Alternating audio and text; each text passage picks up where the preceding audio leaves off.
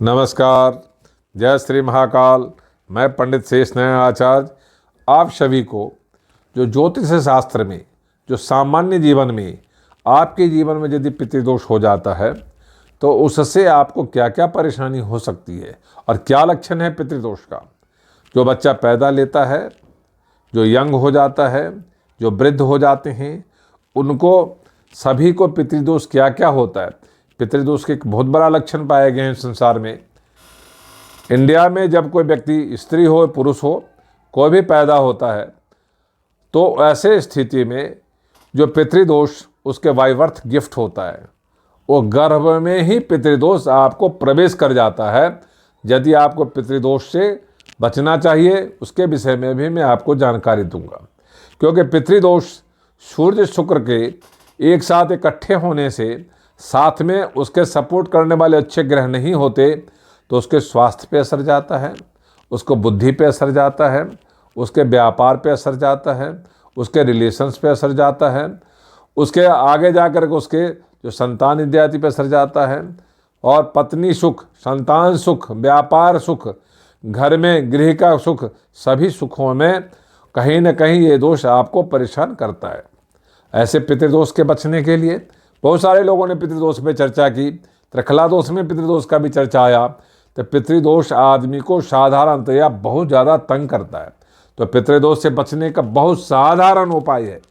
यदि गर्भ में आपको लगे आपके जन्मपत्री में पितृदोष है और आपका जो बच्चा होने वाला है, किसी न किसी वजह से कई बार आपको बच्चा एबॉर्ट हो जाता है या कहीं न कहीं परेशानी होती है, बच्चा होने में विलंबता आता है, तो आपको ऐसे स्थिति परिस्थिति में गर्भ में ही तुलादान कर देना चाहिए। और 3 से 6 महीने तक आपको सूर्य का सामना नहीं करना चाहिए। साथ ही अपने सिर को ढक के रखना चाहिए और देव पितरों को हमेशा नमस्कार करना चाहिए।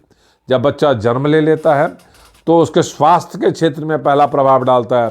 क्या उसको सर्दी जुकाम ज़्यादा रहता है, क्या उसको एलर्जी ज़्यादा रहता है, वही घर कोई कमी आ गया है, तो ऐसे परिस्थिति में उसको सफ़ेद कपड़े का प्रयोग न करें, उसको लाल कपड़े का प्रयोग नहीं करना चाहिए, ताकि उसमें पितृदोष ज़्यादा फैले नहीं, जो उसके बुद्धि और उसके स्वास्थ्य में उसका असर जाए।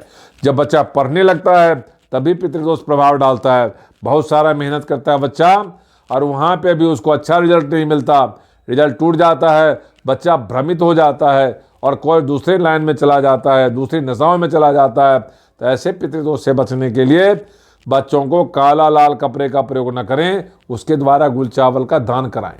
वो भी शनिवार को कराएं, रविवार को कराएं या शुक्रवार को कराएं।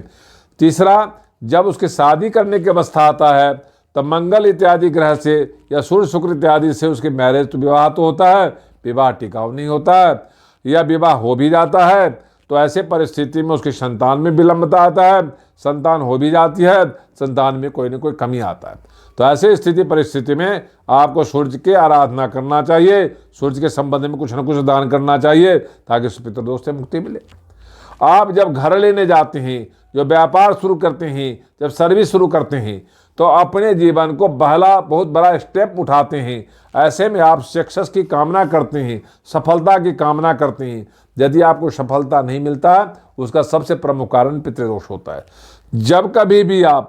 जब आप किसी काम को शुरुआत करते हैं तो अपने पितरों के लिए कुछ न कुछ निकाल के रखें, चावल रखें, पैसा रखें, वस्त्र रखें, कुछ न कुछ निकाल के रखते रहना चाहिए, ताकि वो दोष आपसे कम होता जाएगा और अपने आप को बढ़ोतरी करने में, अगले पंक्ति में ले जाने में सहायक सिद्ध होगा।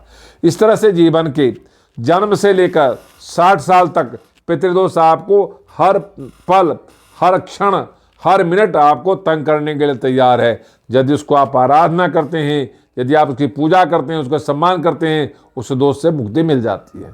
ऐसा शास्त्र का मानना है।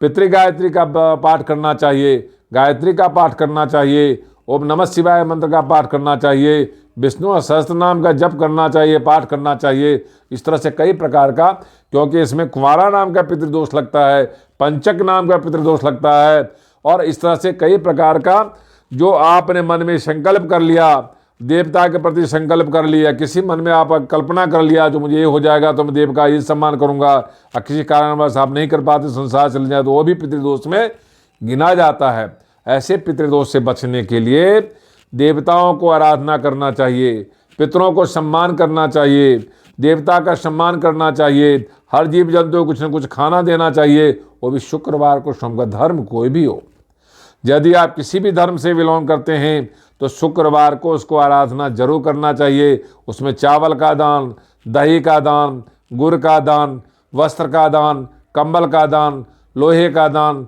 सोने का दान, चांदी का दान, किसी प्रकार का दान कर सकते हैं, जिससे इस दोष से आपको छुटकारा मिल सकता है। आपको लगता है सर्विस में रुकावट है तो कपड़े का दान करिए, व्यापार में रुकावट है तो अन्न का दान करिए, मैरिज में रुकावट है तो चांदी के साथ कुछ बर्तन दान कर दीजिए। यदि आपको बहुत बड़ा रोग, असाध्य रोग होता है आपके घर में, जो अल्पायु हो जाते हैं, तो सोना कुछ दान करिए। इस तरह से जो दान करेंगे, सूर्य शुक्र दोष अपने आप में समाप्त हो जाता है और आपके बच्चों के घर गिफ्ट नहीं होता, उनको आगे जाके सरकता नहीं। तो पितृदोष ऐसा दोष है, जैसे मंगल दोष हर आदमी को गिफ्ट होता है परिवार में, नक्षत्र दोष गिफ्ट होता है, पितृदोष सबसे ज़्यादा पावरफुल तरह से गिफ्ट होता है। तो इस गिफ्ट से बचने के लिए आपको ऐसे आराधना करना चाहिए, तो आप इस पितृदोष से मुक्त हो जाएंगे। आपके आने वाला बच्चा पितृदोष से मुक्त हो जाएगा, तो आपको मुख मन में शांति, सुखी या समृद्धि की कामना होगा और आप आगे बढ़ते चले जाएंगे। ये वीडियो यदि आपको अच्छा लगा हो, लाइक करना, सब्सक्राइब करना, शेयर करना ना भूले। ओम शांति।